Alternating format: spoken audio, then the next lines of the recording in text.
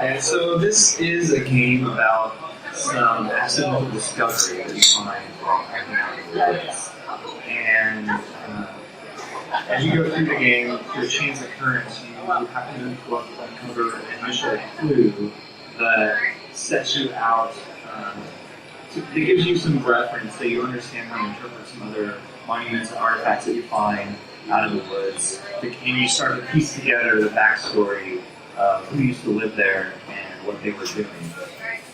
The level right here is kind of a demo level. There's just a small snippet of the game. It's just during the nighttime. There's a lot of themes of astronomy in the game. So the game itself is really kind of a narrative-focused thing. I've taken a kind of user experience design breakdown of create just basic interaction mechanics to communicate the impression, the discovery. And the game is designed around creating a challenge for the player. There's no obstacles you necessarily have to overcome. Nothing that's too challenging. It's more about just instilling that sensation of discovery. And so you as a player understand why you're the first person to find the story in this field. Yes, and some of this user interface design, like you saw in the menu, they're kind of drawn off of a lot of the design on state park signs. I really like. For one, it seems very directly related to the fact that you're walking around in the woods, and it also kind of suggests the fact that there's some freeform exploration because there's a lot of paths the game suggests you to follow. So that if you want, you can just wander around and enjoy the scenery, but for reaching those important parts, there's always a curated path to go. Basically, the kind of user experience design process I'm working with is there are, you kind of start just by brainstorming and writing everything down and putting out little post-it. I like to work with post-it notes and stuff because it's easy to rearrange them. So this is an example of how I kind of wrote down, for one, different color-coded things of blue or specific things or items that happen in the game, or different ideas and themes we're going to talk about. And you can go through scene by scene and kind of lay out what happens when you basically build kind of interactive flowchart. And that's something that led into the storyboarding, which was pretty rewarding. And also some of the design process included some clay modeling. You're the first person I've seen that does Play-Doh design mock-ups. That's pretty awesome. Yeah, it's fun. You can imagine yourself as a little miniature Play-Doh person walking around through this landscape. It kind of makes sense though, because it's a 3D game. Like you're thinking. Yeah, I've actually, for environments that have actually buildings at 90-degree angles, I've used Legos in the past. For this game, because it's all organic, I went out and bought some of this dough to sculpt it. Another thing I like is the fact that it's totally impermanent and never hardens. So you have to just get your ideas out there fast, and it encourages me to work through, shift it, and never necessarily settle on one thing until it's really the right thing, and then get rid of it. And if you get frustrated, you can just Hulk smash the entire game. Yes. Or I can be too much dog. I'm really angry about it.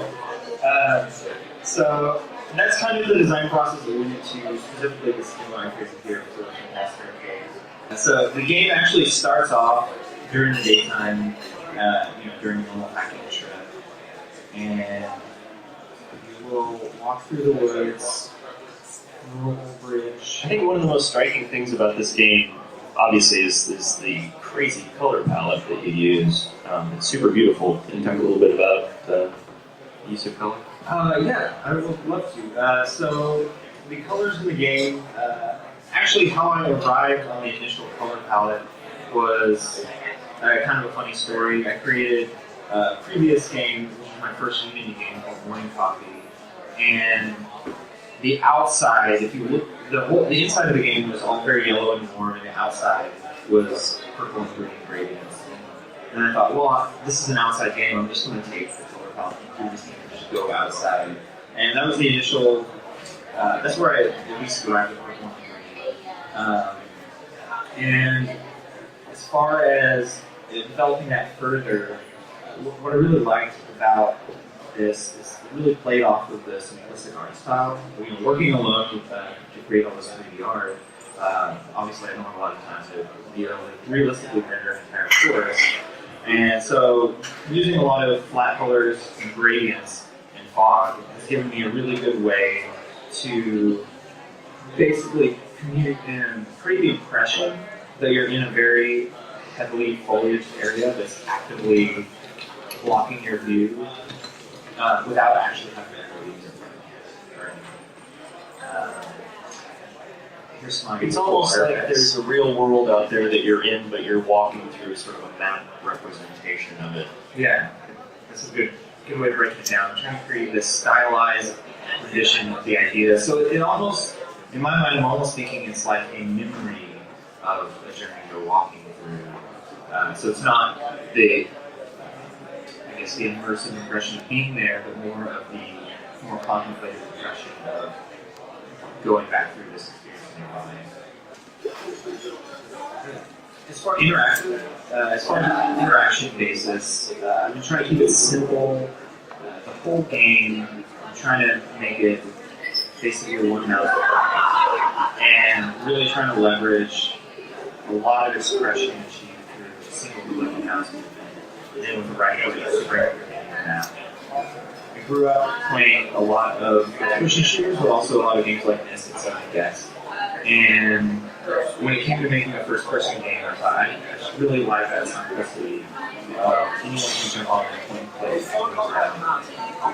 And it really allowed me to focus on the more interesting aspects instead of thinking about how the players strategically going to maneuver through something. They can just point and click, but it's still something like animation.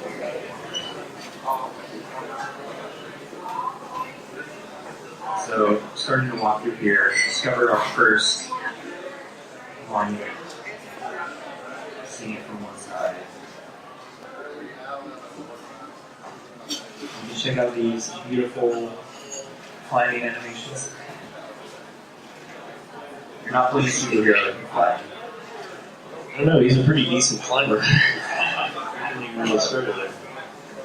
It's a metaphor, man. So the idea of the backstory, I won't get too much into spoilers of the backstory, but suffice it to say, it's about some people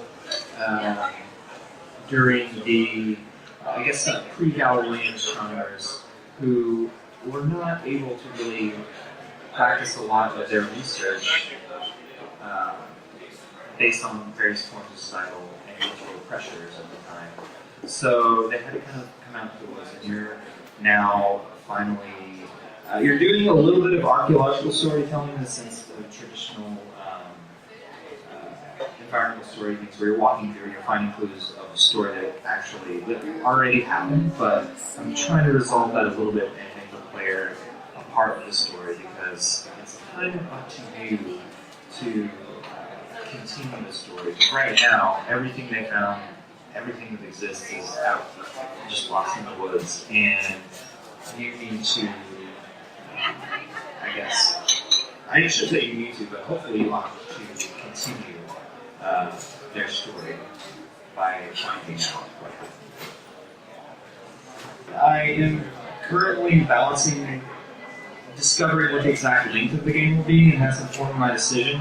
I definitely have one specific breakpoint in the game where you find particular key pieces of evidence where it changes, the storyline changes from you finding evidence of what happened in the story, but then you kind of finally get that kind of climactic revelation, and from then on it's kind of up for you to choose where to go. And at that moment, that'll be when it transitions from day to night, and that'll be when you actually transition from a stylized, non-diegetic UI like this to a more diegetic UI where you're actually handling physical objects. So there will actually be one specific breakpoint in the game like that, and if it goes longer, I'm thinking about finding other breakpoints and maybe an interesting way of exposing that in the game. So maybe there's a specific chapter ends and you go and you camp out for the night. I like I like the games that give you a stopping point if it's long enough. It's like, you know, you can stop and save your game and come back to it later. You don't have to feel like you have to keep going, pushing on creation.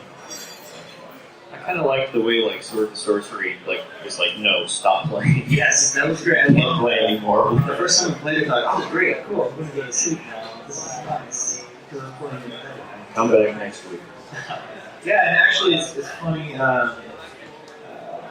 one of, I think Mirror's Edge and Halo both do that really well. I guess if you were playing through in the game, you wouldn't necessarily realize it seems like it just continues on, but when you come back, everything's divided up into check chapters and inner checkpoints.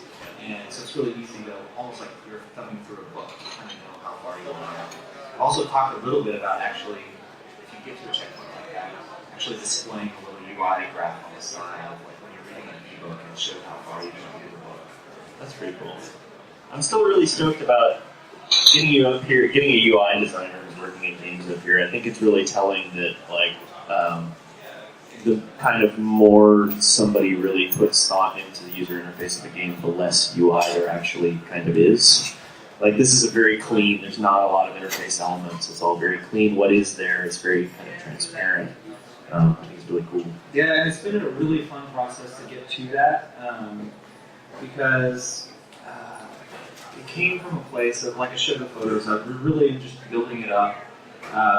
One, to be economical, and two, to just be kind of pure for the experience of building up what has to be in the game. You know, there's a lot of designers that are being credited saying things like as little design as possible, or design is reducing it to the smallest thing they can be.